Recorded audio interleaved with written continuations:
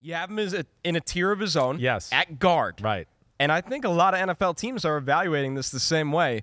Number one for you. Yeah, Peter Skoronski from Northwestern, right? To me, and again, he could play left tackle in the NFL. Sure. He can, but it's just not ideal. He could be like a multiple all-pro at guard. Yep. That's what it looks like. I mean, he could be your Zach Martin, your Joel Bentonio, your Chris Lindstrom down in Atlanta. This is what we're talking about. And then, there's not the great length that way there. His anchor is not bad for a guy that's not, great length and a huge ass in that way. But it's just his run blocking, his drive off the ball, the attitude in which he plays with, the athlete he is. Yes, and I just don't think he's as, it's always weird to say this, when you're going, wait, they're all 6'5", 3-something. He doesn't look as big as the tackles. There's just something about the narrowness of the shoulders, the length of the arms, and the butt to where, even though Antoine Harrison's 6'4", 315, he looks like a much bigger human when you break him down on film compared to Peter Skoronski. I don't know if you feel that way or not. I do, and I also think to your funny, point, though, but a lot of guys, the other tackles, like they shed a lot of weight for the combine. They're naturally bigger guys. Exactly. Like right. Skoronski came in at 313. And he's working to be 313. I thought he was playing at like maybe 300 this year. Right. Yeah. So I think the tape vision and the written in ink weight that we get great point, are Connor. not the same. No, you're right. The guys, Darnell Wright and Broderick Jones, are watching what they eat to be that weight. And Skoronski's going, I probably should have another shake so I can make sure peanut I'm butter and jelly at 305 or midnight 310. every night. Exactly. Yes, right. Every There's night. a difference of that guy. Probably the best get off of anybody in the whole draft, right?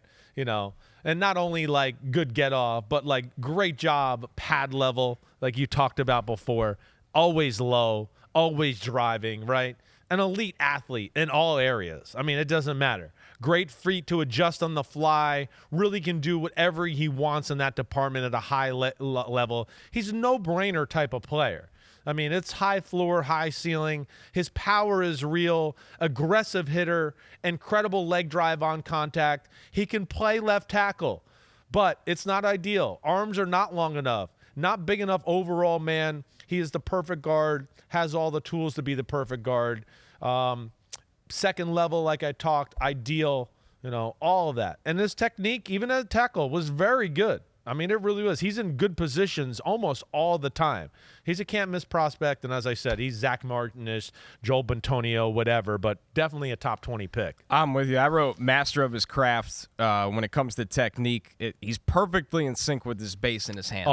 Always. Yes. And like you said, with leverage, and I wrote he can hold up at tackle. He possesses an enticing all-pro ceiling at guard. Exactly. And I just rather have an all-pro at a position than a guy that's okay at tackle. So I ranked him as a guard as well, just like you, and thought he was the best. And you know what? A lot of these guys, like some guys, it comes off as an insult when you're like, oh, he has to play guard. He was a top center recruit, got to Northwestern as an interior offensive lineman. Right. Rashawn Slater opts out in the COVID year that nobody on this planet saw coming. Right. And they go, we don't have a left tackle. Can you play left tackle? You're awesome. Can you do this? And he did for 3 years at a great level. Right. And it's okay that he's going to go back to the interior offensive line where he played in high school. That's exactly right. And he should be happy about that because he's going to make more money at guard position. And I would be shocked if he's not drafted as a guard and somebody puts him in a guard. As long as there's not an injury or some issue there, I would totally expect to see him. And again,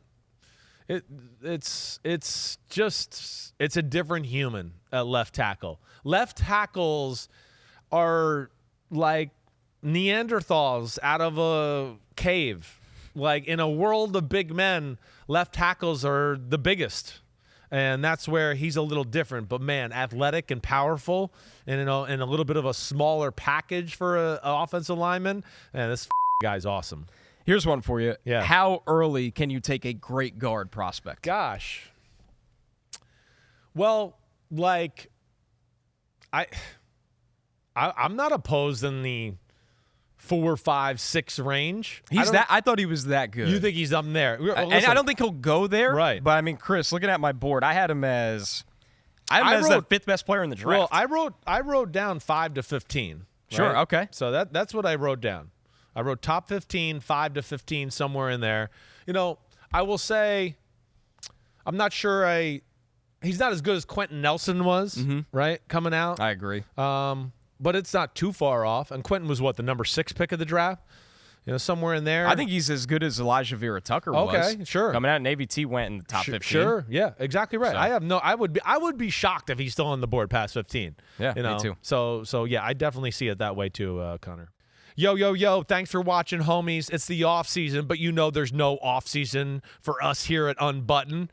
Me, Ahmed Fareed, we're going to hit all the stories. So hit subscribe for us, okay? We got a ton coming up. My draft prospect rankings, my Simms top 40 quarterback countdown, and videos of me and NFL QBs playing catch and talking about their development and mechanics. Again, thanks for watching. Remember to subscribe. Peace out, homies. See you soon.